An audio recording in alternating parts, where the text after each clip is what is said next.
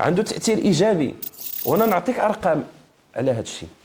الحموله اللي تم تسجيلها في واد مارتيل في يوم 28 يناير، اللي وصلت فيها اللي كان وصلت فيها المستوى المياه عند المحطه ديال المراقبه ديالنا حنا اللي متواجده على طريطه، وصلت 9.06 الامتار، او ما يناهز، يعني الا جينا نترجموها فهي تقريبا 1650 متر مكعب في الثانيه.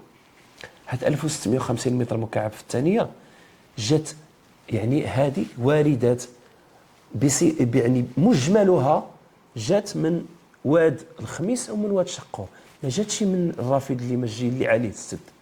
حيت السد في ديك الوقيته هذيك ما كانوش افراغات، كان كيشتغل غير مفرغ الحمولات بوحده، ما كانش مفرغ القعر. الابواب ديال السد كانت مغلقه.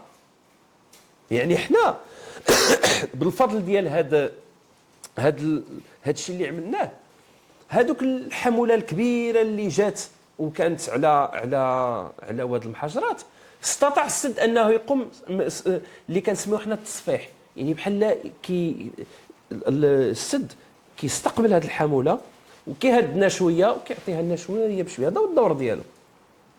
يعني هذا الشيء اللي كتشوفوا في واد مارتين فهو كيجي اساسا من واد الخميس ومن واد شقور، ما كيجيش من واد المحاجرات اللي عليه سد شريف الإدريسي. كن دائما على اطلاع بآخر الأخبار والتطورات عبر جريدة بريس تطوان.